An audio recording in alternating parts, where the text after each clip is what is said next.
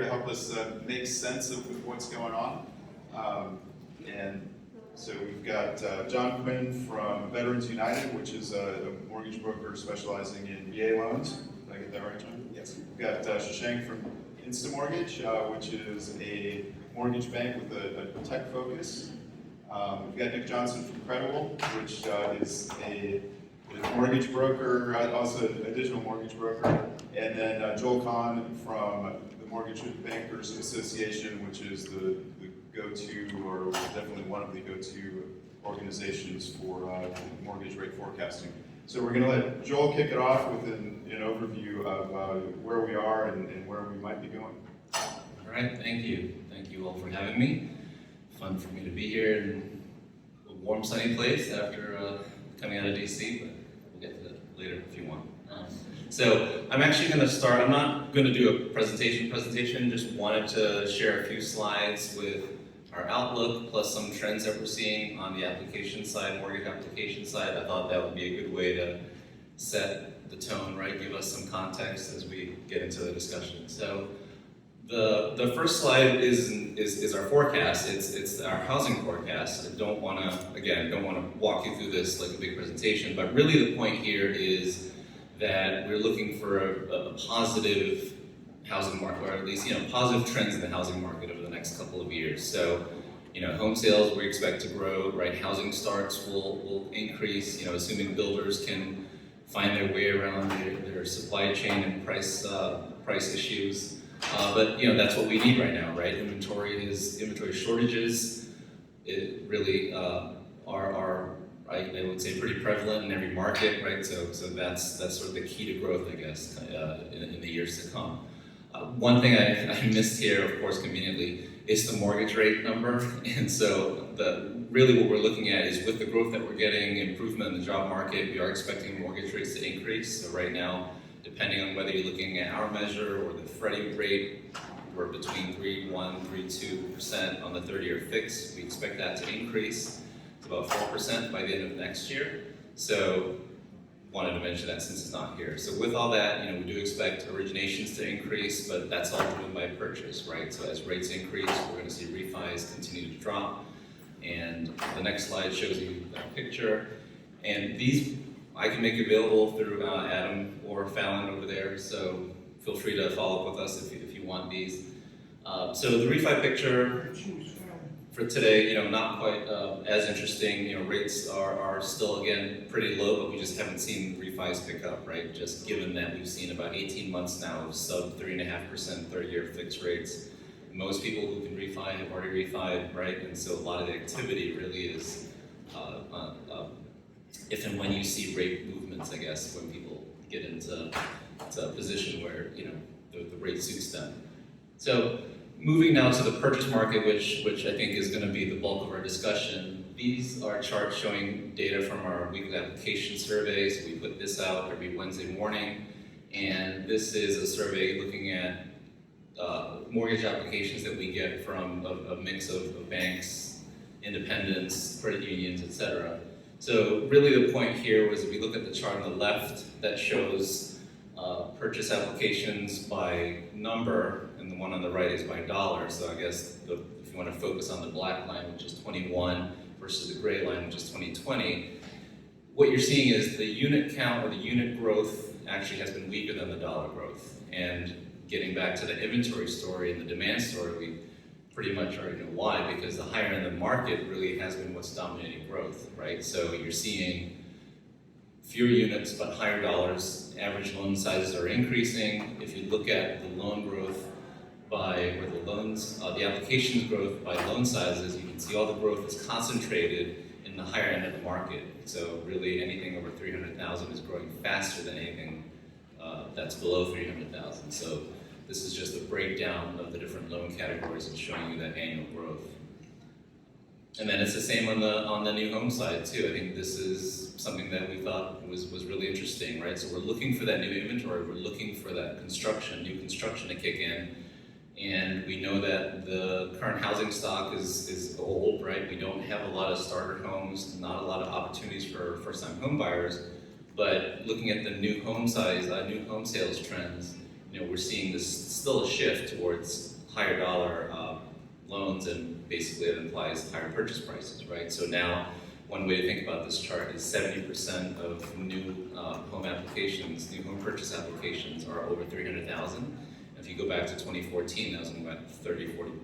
It's 30% in 2014. So it shows you that sort of that sliding up of the scale for a variety of reasons, which I think the panel will cover. And then finally, with the home price environment, right, with the current trends in loan sizes, credit availability is actually still pretty tight. So this is our measure of credit supply. This is thinking about, okay, if someone is looking for a mortgage, what kinds of loans are available to them, and whether it's the credit criteria, whether it's the kinds of loans, we're still seeing credit availability tight as that was, pre-COVID and even going back to 2014. So a lot of this was because of overlays that were put on during the pandemic, right when we had that recession, and things really much slower to unwind than the rest of the recovery has proceeded. So again, thanks for indulging me with running through those slides. Just wanted to sort of share that view with us, with you all, so that we can start the discussion. So with that, I'll turn it back to Jeff and the panel. Thank you. And Joel, just one quick follow-up. So I saw your forecast for home price appreciation next year is 5.1%. Right. And I know the National Association of Realtors came out with a 2.8% prediction. So yours is a bit more optimistic. Why is that? And then there are other people who are double digit, right? Yeah. So I think this is a tough time to be forecasting home prices. I think a lot of our forecast really does depend on new construction, right, and how that then might help. Or maybe it's the other way. Maybe it's existing owners, right, coming into the market and listing their homes for this price growth moderation to happen. I think just given that if you look at existing homes, we're at about a 2.5 month supply versus a 6-month typical supply. I mean, that's extremely tight. That's just over 1 million homes on the market, right? And so, again, going into next year, we do expect that to moderate. Again, if we get the new construction, if we get the listings that we're assuming. Okay, Thanks. All right.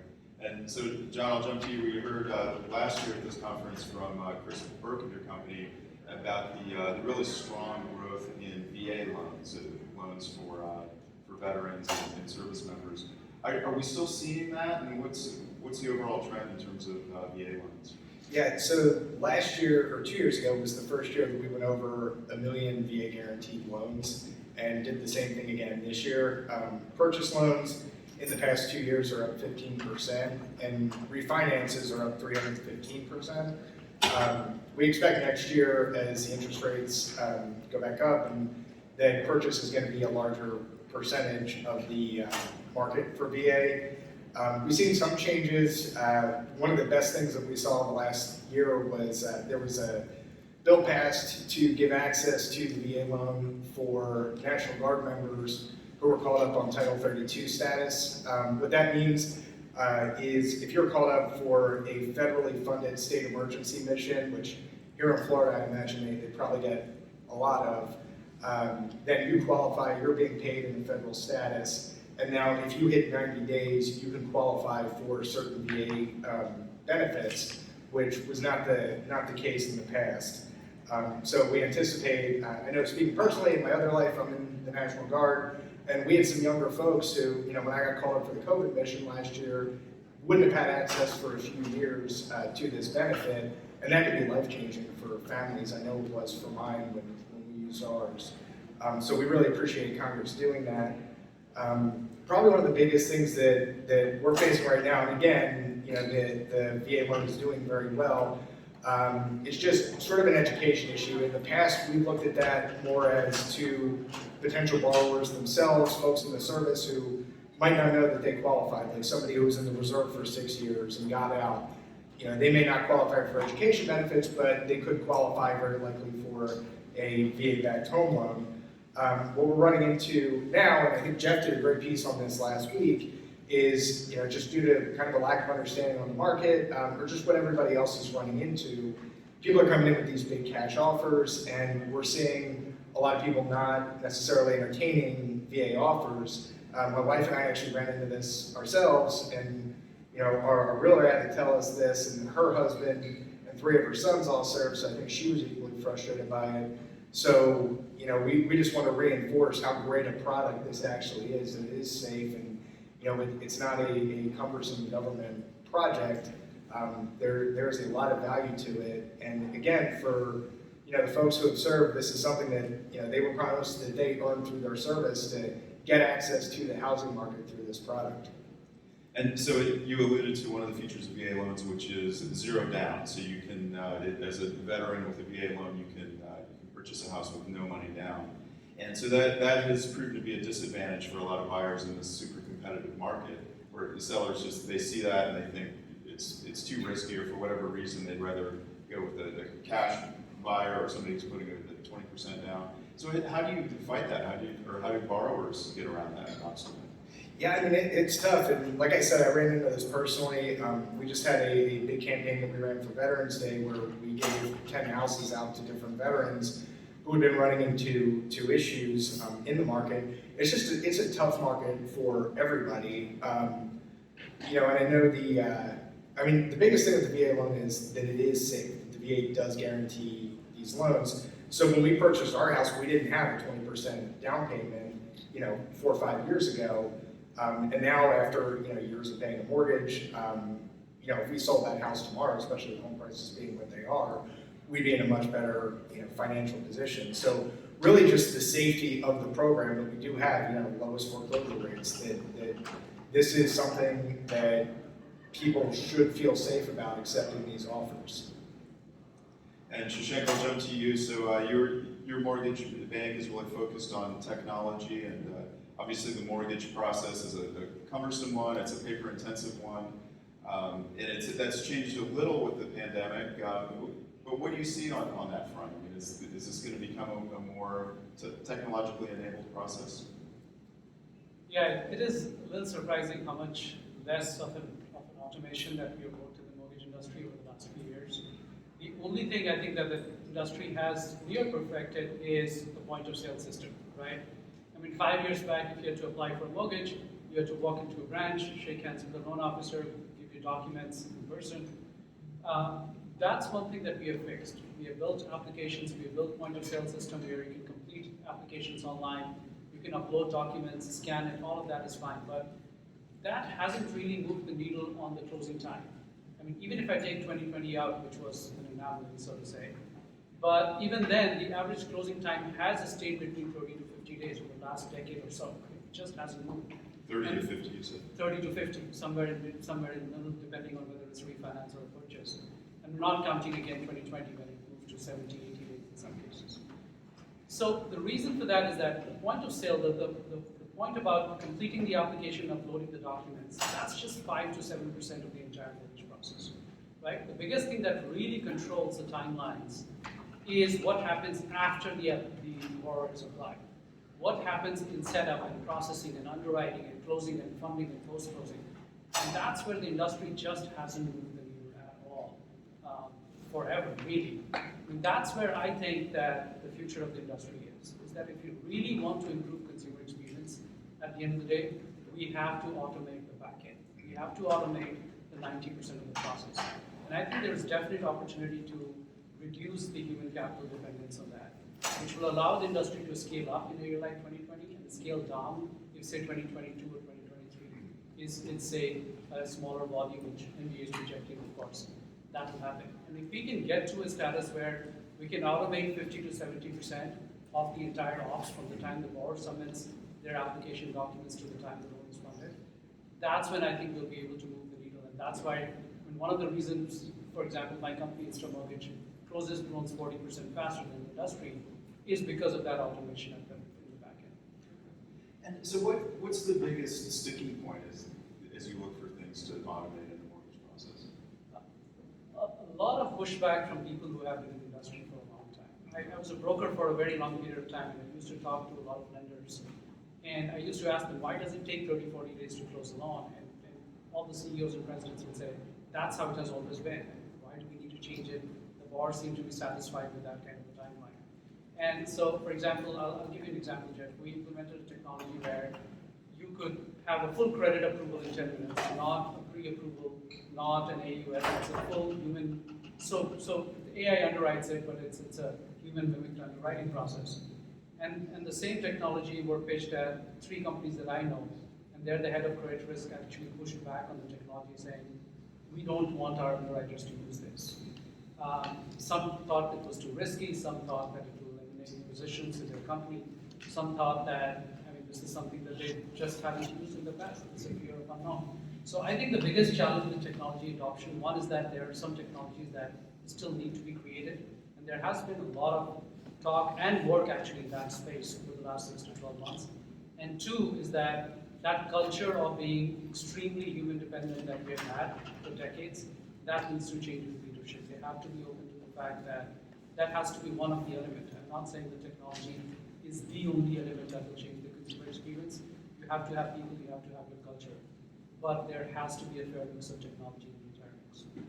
Thank you. And Nick, I'll jump to you. So I know you're here representing Credible, but I'm going to ask you a question about a former company, which some of us might have heard of, Zillow. So Zillow just pulled the plug on its iBuying program, Zillow Offers. And I know that's, I think you left Zillow before that program even launched, but what do you make of that shift in the iBuying market?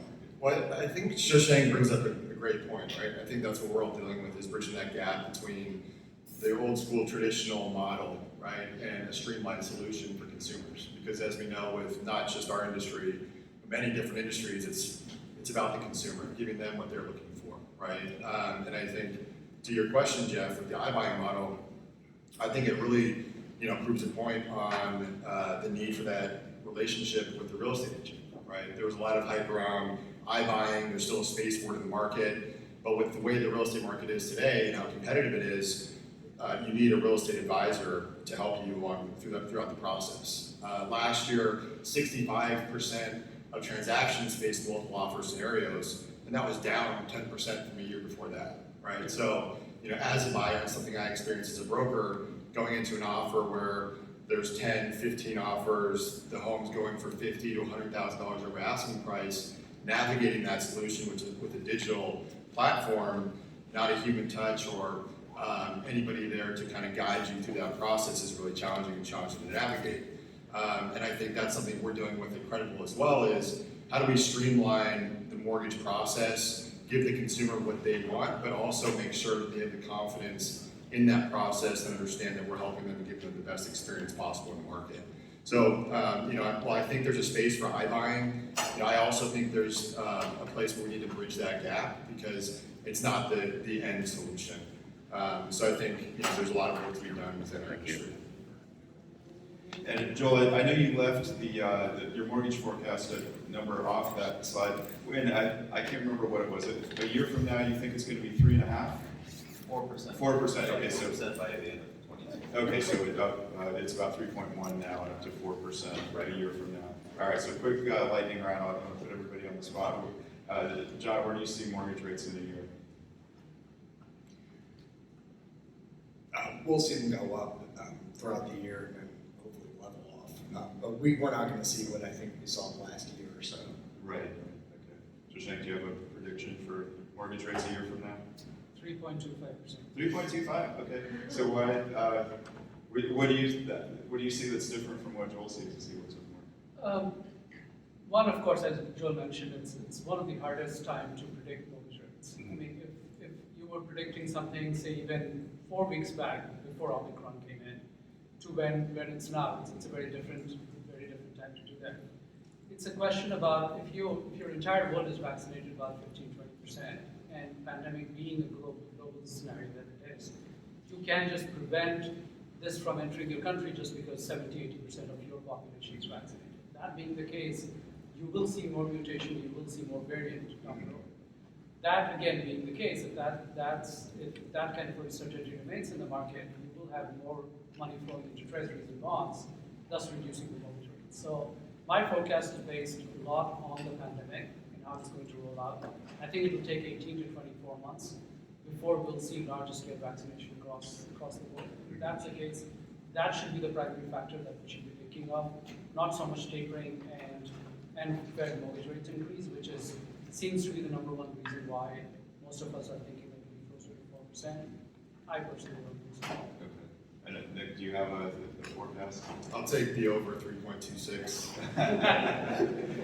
No, but I agree with Shashank on this one too. It's just so difficult to predict. We're in such a an awkward space within the mortgage and real estate industry. I think next year will be really interesting to see what happens.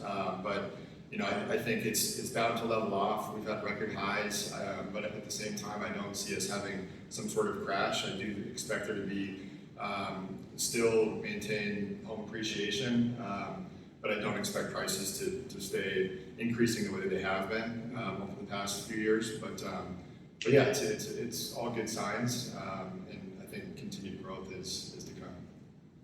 Okay. And so we just heard that the mortgage closing times have really lengthened pretty dramatically during the pandemic. And one sticking point has been appraisals, that there aren't enough appraisers to actually physically do appraisals. And when the appraisals do come in, the appraised values might not be keeping pace with the market values.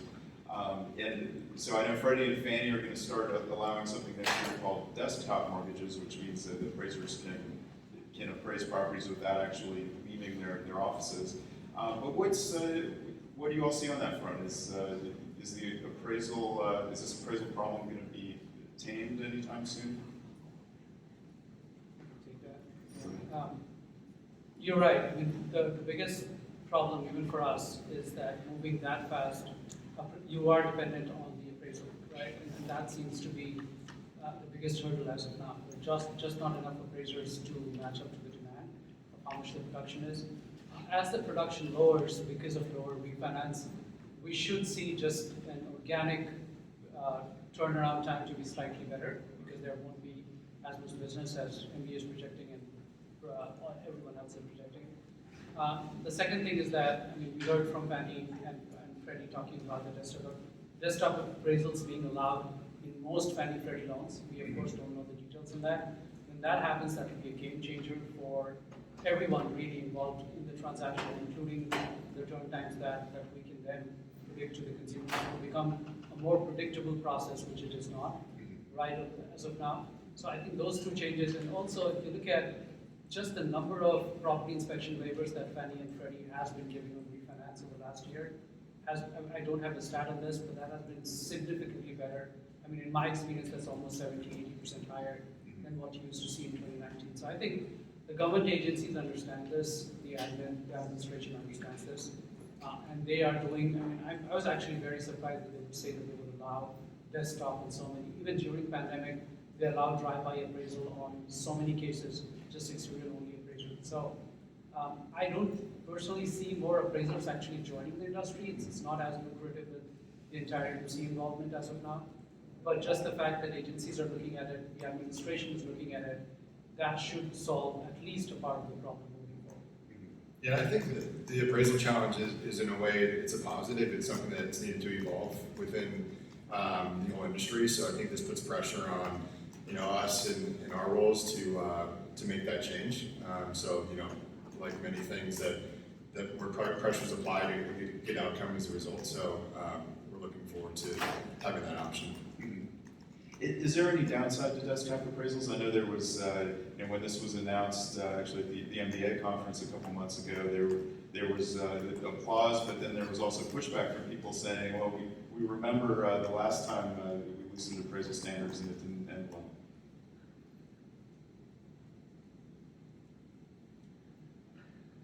I think when Zillow discontinued the iBuyer program, that was one of the biggest things that came up, was that if Zillow can't get its algorithm right and the analytics right, what are the chances that Fannie and Freddie is getting it right? So how do we know that the property inspection waivers are actually legit? It should be made in the first place. So I think that's where the pushback comes from, is that we don't know enough.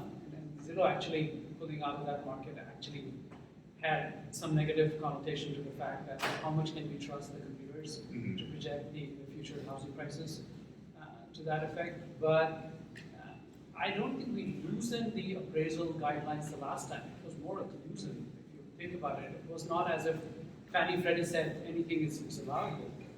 It's just that the mortgage brokers or mortgage lenders will call the appraiser and say, hey, can you get me $430,000 in this house? If you can't, let me call the other appraiser who might be able to get it, right? So I don't think it was really loosening of the standards by the agencies themselves. It was how the marketplace operated. And that was a big problem. I think Fannie Freddie has done it for a fair amount of time. They have database of millions of homes. They have extreme confidence on their modeling. And desktop appraisals, I mean, I'm sure that they're very confident this is, if it has even a little bit of problem in terms of risk, it's more than compensated by the consumer experience and the speed of the delivery that we get. Yeah, and I think you can relate it to so many different things within the industry as well. I mean, iBuying is a great example where Zillow did pull out, but there's other companies that are still executing on that strategy. And I think there's going to be continued space for that. It's going to improve over time. Within mortgage, something that we're challenged with, and Shashank has a solution for is the pre-approval, right? And it goes to what John mentioned about buying power. If you have 0% down, you're not as likely to win an offer. If you have a pre-qualification letter from a digital mortgage broker, you may not, your offer may not be seen as strong as the others, right? And so back to the appraisal solution is, yeah, initially it could create challenges, but over time, as it evolves within the industry, it's like I mentioned earlier, it's all about bridging that gap. And so if we can do that, I think ultimately we've evolved the industry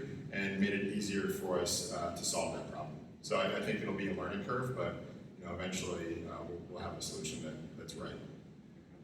I just want to add, I think there are other components to that mortgage process that are impacting us too. So we talked about the app to close times, right? Not really improving. We know as an industry we have been investing more in technology, trying to increase that efficiency, right? Increase the speed at which you can close a loan. So obviously, we talked about the point of sale,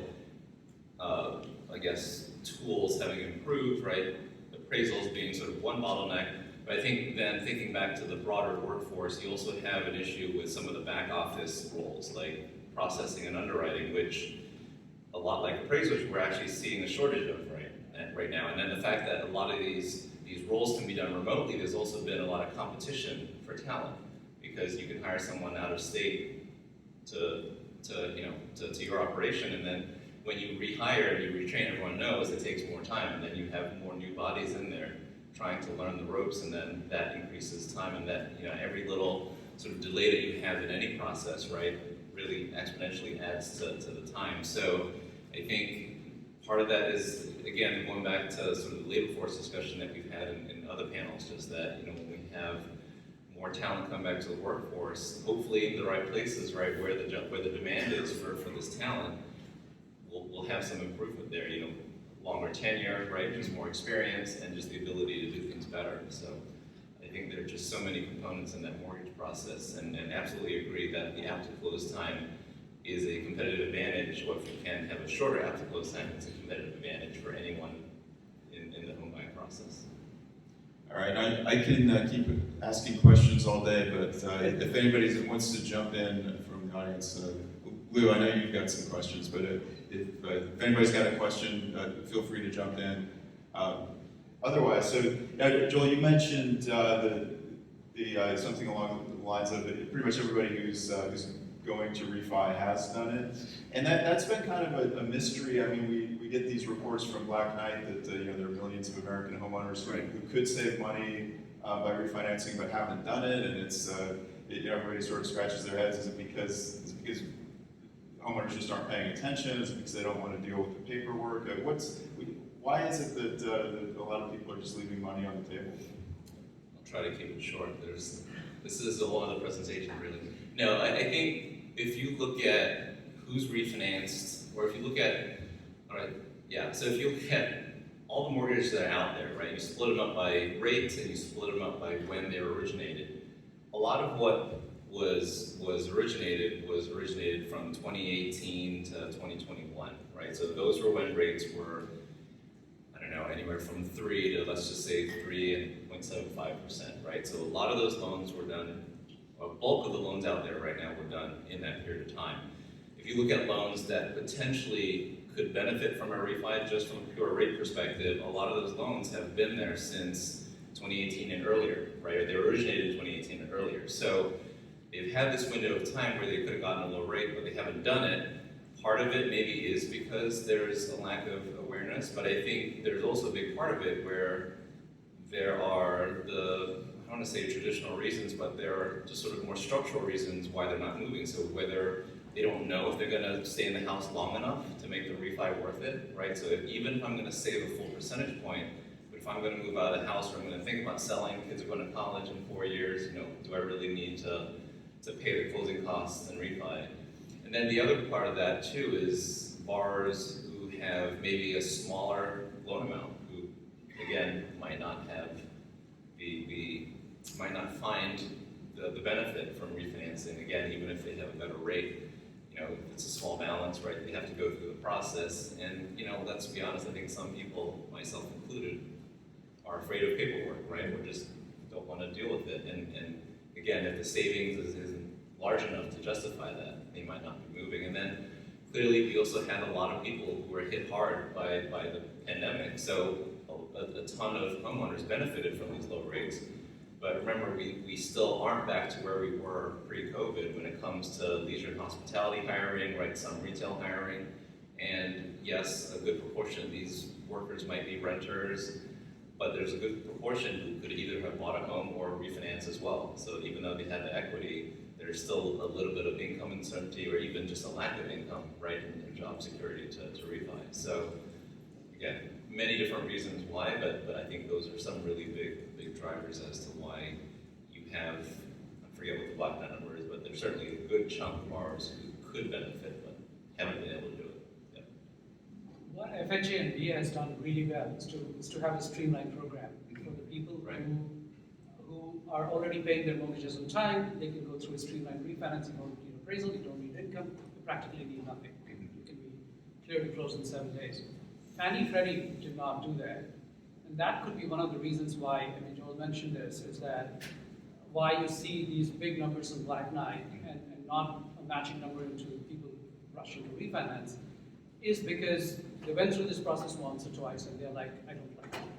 There's so much of paperwork to save me $30 a month, maybe I won't do it. Right. That's one thing. Second, what Black Knight does not account for is just the people who do not qualify.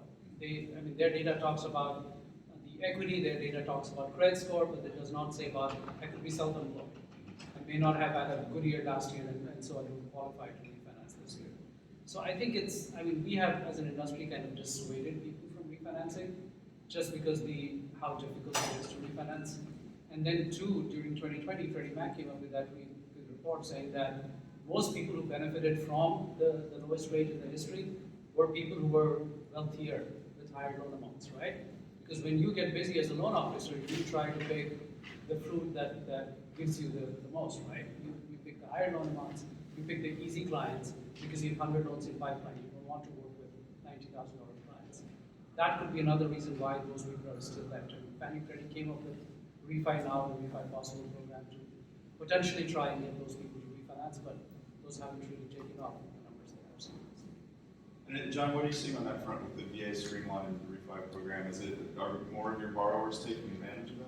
Yeah, now our concentration has always been more in purchase than refi, but we definitely, the last 2 years across the program, we're up 315% on refis, so it's been significant. And I know, to their credit, the VA is always kind of looking at trying to improve the processes. Tomorrow, in fact, we've got our general counsel is testifying. The VA House Subcommittee on Economic Opportunity is holding hearings at 10 o'clock just to talk about other improvements that they could possibly make. So if you're interested in that, I'd strongly encourage you to look online. They should have that live, and then the video will be up there going forward. But yeah, it's something they're constantly looking at tightening up their shot group on. And so back to the home price appreciation question. Obviously that's been the most dramatic thing to happen in the housing market in the past year and a half. And so even if appreciation cools to 5%, home prices still are going to be out of reach for a lot of Americans, and especially first-time buyers. So how is this boom reshaping the housing market, and how are buyers dealing with this? I would just start by saying, I think it's very market specific too, right? You certainly have an 18% national appreciation rate, but there are some markets where it's double that, right? So you have 30-40% year-over-year increases. And then other markets where it's less, obviously. I think I mentioned that the housing stock is old, right? We don't have a lot of starter homes, and even pre-COVID, that was where a lot of the price appreciation was in the smaller entry-level units, and that is actually where a lot of the drivers of growth are coming from, right? So we're thinking about younger home buyers coming of age, right, getting their first job, or maybe having a dual income household, et cetera. And that's where we need a lot of the inventory to come from.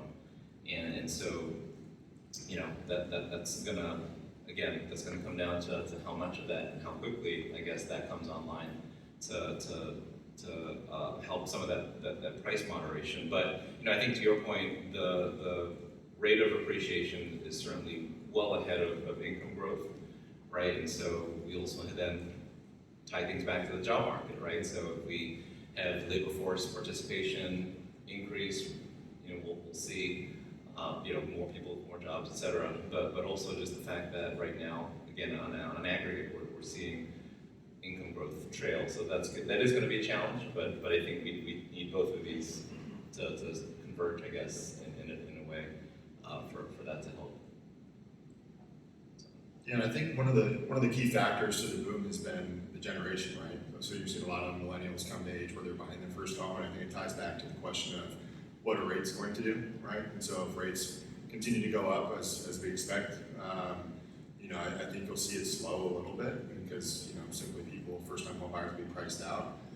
The other piece, in my opinion, is the past year you saw a lot of growth in secondary markets, people working remote and able to move out of market. And so you saw some growth in those markets as well, which may slow because now people have kind of settled into where they want to be. But that'll be interesting to see next year as the remote worker, people coming back to the office, and are those secondary markets continuing to grow.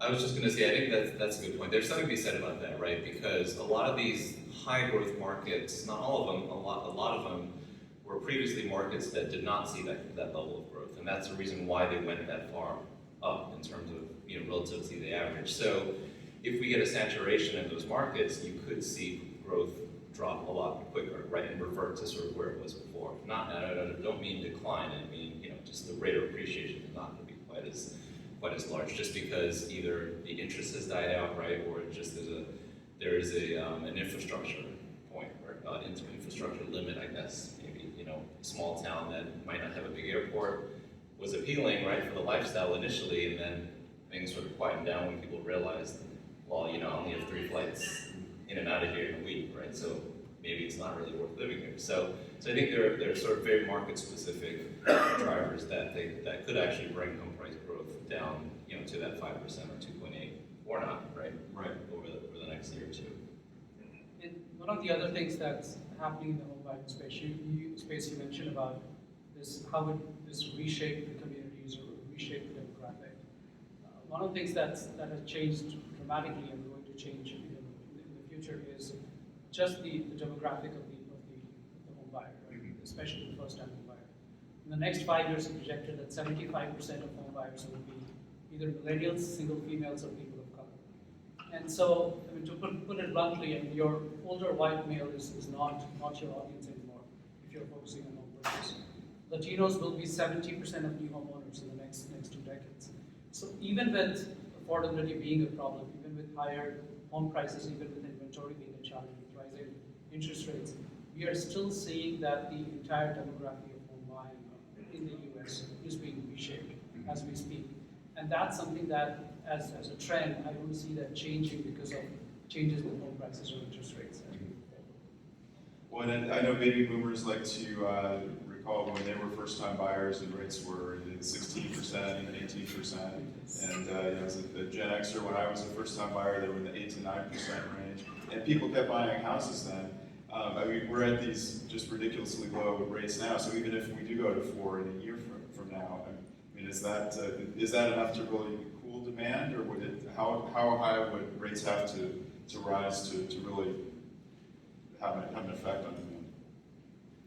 don't think I could put a number on that. I think it would, but certainly there is a connection, right? If we still have home price appreciation, let's just say close to where it is now, maybe even over 10%, and you have a larger than expected increase in mortgage rates, that's absolutely going to impact affordability, right? Right now, given that rates are still in the low threes, yes, home prices are appreciating at, again, 18%.